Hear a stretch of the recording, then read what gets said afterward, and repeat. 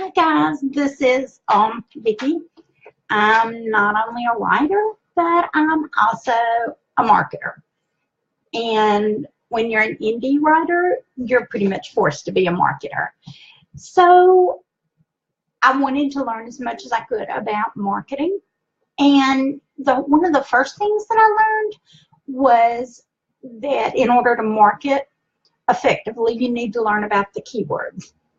The keywords are more highly sought when they're long-tailed keywords. And they're so important and they're super easy. So what you have to do is when you start working on your keywords, either for a blog or a book, then what you need to think is, as a reader, what am I looking for? What am I looking for in a book? Am I looking for a romance?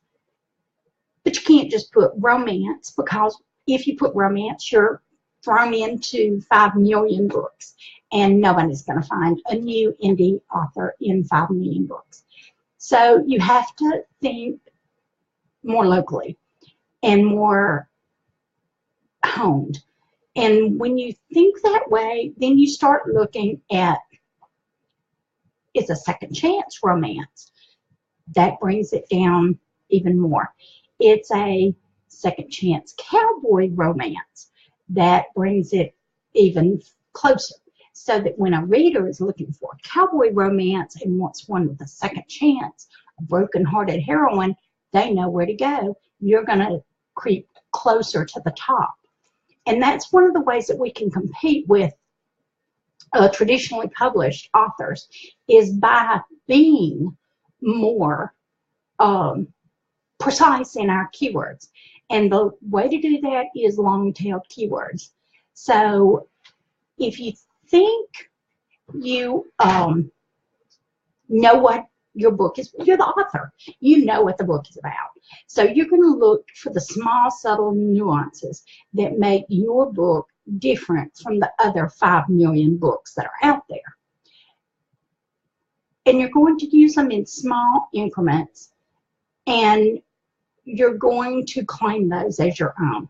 And you're going to use it in blog posts, and you're going to use it in the keyword part of your promotion, so that when someone is looking for what you are really good at, you're gonna climb to the top of the heap.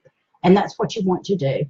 As an indie especially, that's where we want to place ourselves, is in a specified area which is more detailed and has more to offer the reader. So put your reader hat on and think, what would I want if I wanted to find your book? What would I search for? And those are your basic rules for long-tail keywords. It's simply taking off your writer hat and putting on your reader hat and finding what you want. In a blog, one of your main things that you want to do is pull in, because there's, again, millions of blogs, and you want to find your readers. So when you do a blog, you want to make sure that you're not just saying book review, because when you say book review, you just put yourself in with a million blogs. And so you want to say, take for example, my website is called The Page Turner. So I do book reviews by The Page Turner book reviews.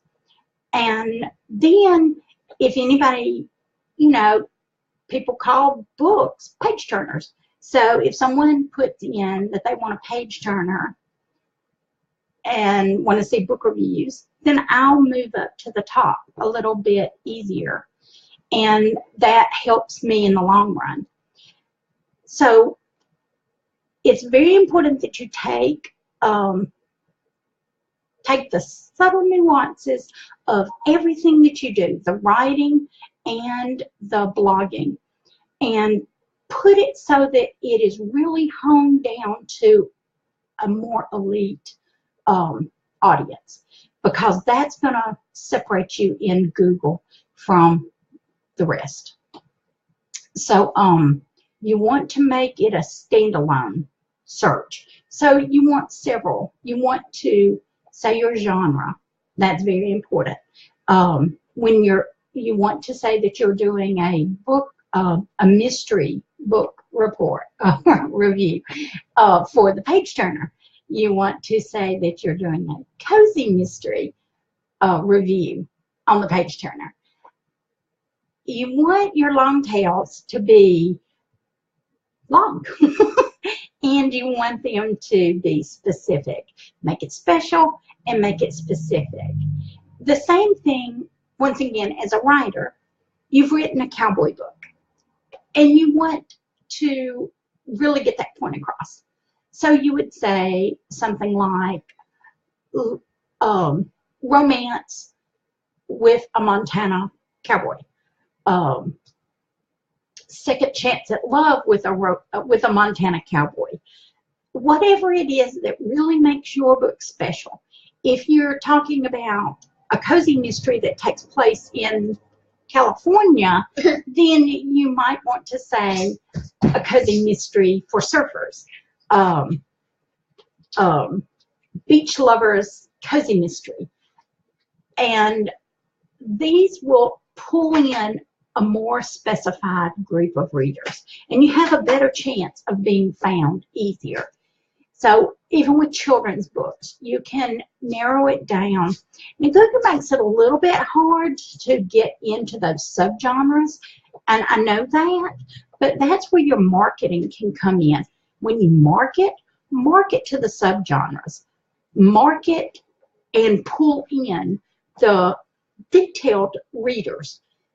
And even though they can't go as detailed as like traditional publishers do in the Google search, you can certainly, when you market your book and when you promote your book, use all those special specific words. So I hope this helps. If you have questions about long-tailed keywords and you want to know more, then let me know, because I'll be glad to answer you and help you with this, because it is something that indie authors and bloggers need to know about so that they can rise to the cream of the crop. So I hope you enjoyed the little mini tutorial, and if you want to see more on a different subject, just let me know. You can leave something in the comments or send me a message personally. I'm also on as Vicki Turner Goodwin here on Facebook, and I'll be glad to answer any of your questions. Marketing is kind of fun, and it's kind of exciting when you find those little things that make a difference and make a big difference, and they're just small, simple steps. So if you have anything that you have questions about, just give me a call. I love to research. If I don't already know the answer, I'll certainly research it for you, because that's what I love to do. So thanks for joining me, and I hope you'll come back to Indie Adventures and spend some time with me. Thanks a lot. Bye.